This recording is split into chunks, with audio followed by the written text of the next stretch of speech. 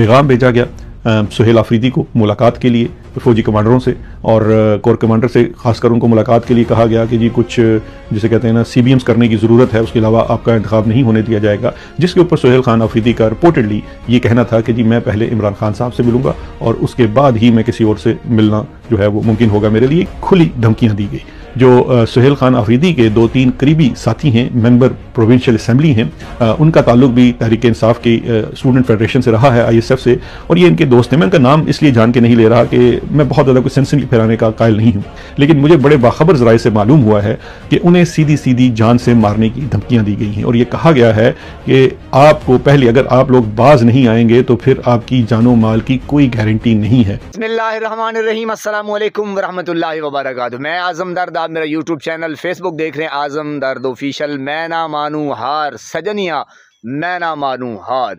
ये पहले आप वीडियो मुलाहिजा करें कि सुहेल खान आफरीदी की जान को भी ख़तरा है और उनके जो दोस्त अहबाब हैं उनको भी ख़तरा है।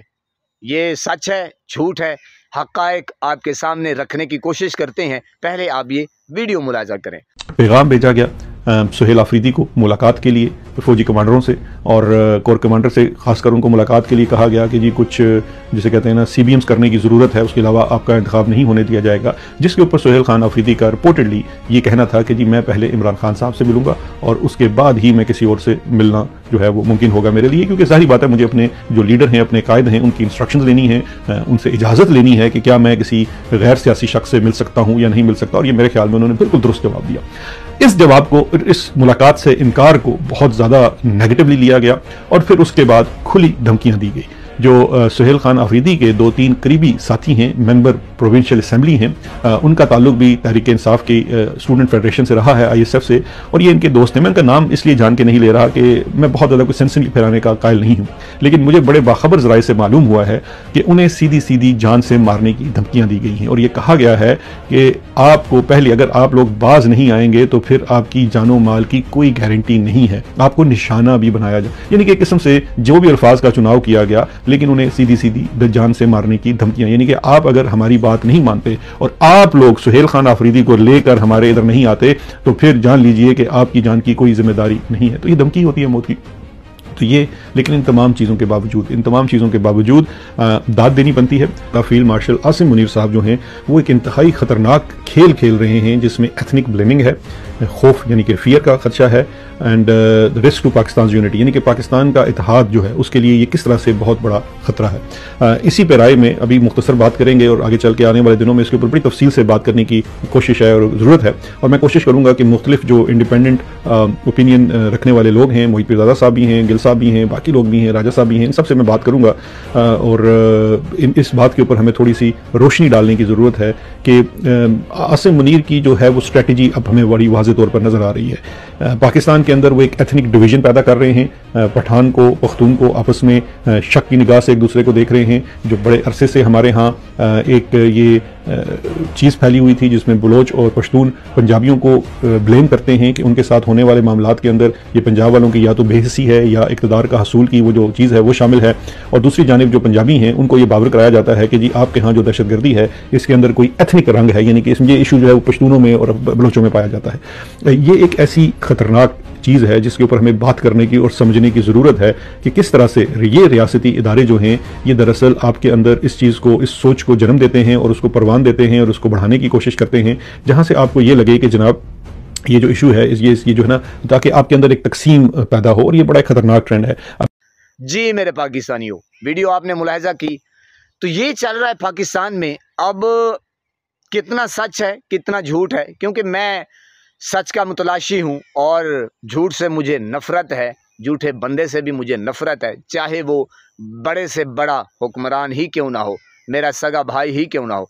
तो कोशिश करते हैं आपके सामने हक़ाइक़ रखने की कोशिश करते हैं, वो जो सच पे मबनी हो। ये पाकिस्तान में चल रहा है, किस हद तक ये सच है वो आप भी जानते हैं कि यही लोग होते हैं जनाब, ये उठाते हैं, धमकाते हैं और जनाब गायब कर देते हैं, यही लोग होते हैं। इससे तो पता चल जाता है कि ये सच ही होगा। अगर झूठ है तो फिर हर बंदा अपना ही जिम्मेवार है। लेकिन जो असल हकायक है, आपको पता है कि जिस तरह इलेक्शन हुए, 8 फरवरी का जो इलेक्शन हुआ, वो आपने देखा किस तरह यानी कि चादर चार दीवारी का तकद्दुस पामाल किया गया, माऊँ बहनों को उठाया गया और MPs MNAs जो वर्कर नज़र आया उसको उठाया गया। ये मेरे ख्याल में ये वतीरा बन चुका है। जो ना बात माने आपकी, फिर उसे उठा लिया जाता है। तो जनाब यानी कि वही जो एक रट लगाई हुई है कि मैं ना मानूँ हार सजनिया, मैं ना मानूँ हार।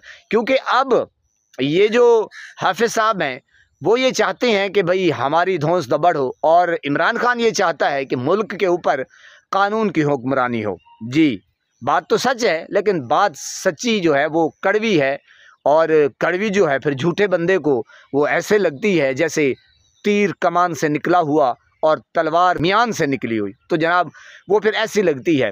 तो इनका वतीरा रहा है जनाब, और इनका यही कारोबार है घिनौना। ये हुकूमतें बदलते भी हैं और जनाब उनको तब्दील भी किया जाता है, फिर बनाया भी जाता है, और फिर उनको मुल्क से बदर भी किया जाता है, फिर जनाब जेलों में भी डाला जाता है। लेकिन मकसद यहाँ पे एक है कि जनाब जो भगोड़े होते हैं वो भाग जाते हैं, जो बुज़दिल होते हैं वो डरपोक हो जो हैं वो निकल जाते हैं, वो अपनी जान बचा के पीछे जो पाकिस्तानी हैं उनसे जो कुछ होता रहे वो होता रहे, वो जाने और पाकिस्तान जाने।